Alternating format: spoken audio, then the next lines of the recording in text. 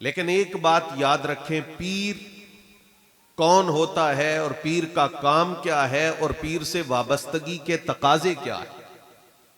آج جس دور میں ہم جی رہے ہیں، میں نے قرآن کی ایک آیت پڑھی ہے، اللہ فرماتا ہے افرأیتا، کیا تو نے اس بندے کو دیکھا، من اتخذ الہہ ہواہ، جس نے اپنی خواہش کو اپنا رب بنا لیا، معبود بنا لیا۔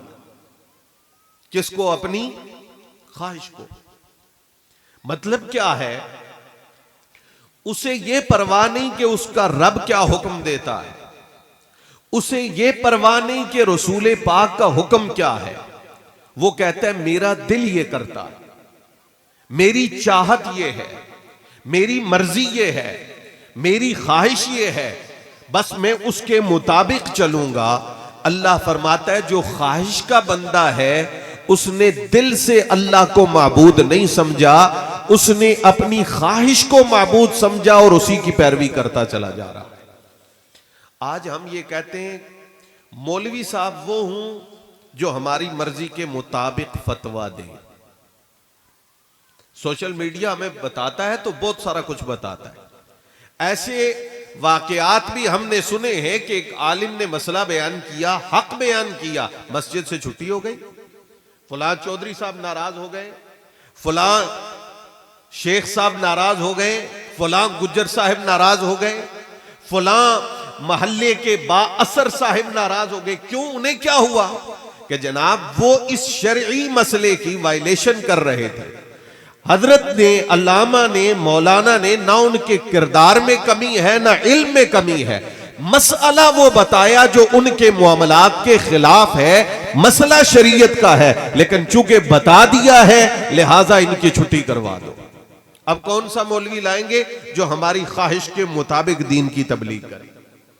پیر الا ماشاءاللہ، پیر کون ہو؟ آج کے دور میں ایسے لوگ ہیں جو کہتے ہیں کہ پیر وہ ہو جو ہمیں وہ طریقہ بتائے جو ہماری خواہش کے مطابق ہو، ہماری مرضی کے مطابق ہو۔ اگر آپ کی طبیعت ہے کہ آپ نماز سے دور ہیں، پیر وہ پکڑ لیا جس نے کہا کہ نماز پڑھو، تو کہیں گے کہ یہ کرنی والے پیر صاحب نہیں ہیں، یہ کامل پیر صاحب نہیں ہیں۔ اگر آپ کی طبیعت میں یہ ہے کہ آپ روزہ نہیں رکھتے، طبیعت میں یہ ہے کہ حلال حرام کی تمیز نہیں کرتے، یا آپ کے دنیاوی رسم و رواج آپ کو مجبور کرتے ہیں کہ آپ اللہ کی نافرمانی کریں، اور شیخ کہتا ہے کہ نہیں، خدا کو ناراض کرے گا تو میں بھی ناراض ہوں، رسول اللہ کو ناراض کرے گا تو میں بھی ناراض ہوں، تو ہم کہیں گے کہ اس پیر کو رہنے دو، کوئی ایسا پیر پکڑو جو ہمیں شریعت کی چھٹی دے، نماز کی چھٹی دے، روزے کی چھٹی دے، حلال حرام کی چھٹی دے، بس ہم اسے جا کے پیسے دیتے رہیں، نذرانہ دیتے رہیں، اور وہ آگے سے یہ کہے تم جو کرو جنت کی ضمانت میں دیتا ہوں، آخرت کی کامیابی کی ضمانت میں دیتا ہوں۔ یاد رکھو اللہ کے محبوب سے بڑی ذات کل مخلوق خدا میں کوئی نہیں، پر سرکار نے جنت کی ضمانت دینے سے پہلے فرمایا تم اپنی زبان اور شرمگاہ کی ضمانت دو تو میں تمہیں جنت کی ضمانت دوں گا۔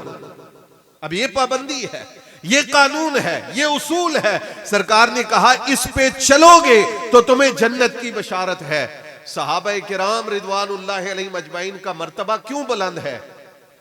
ایک تو اس لیے کہ انہوں نے سرکار کی زیارت کی، لیکن دوسری وجہ یہ ہے کہ حضرات صحابہ کرام نے اپنی تمام تر خواہشات کو رسول کریم کی مرضی کے اوپر قربان کیا۔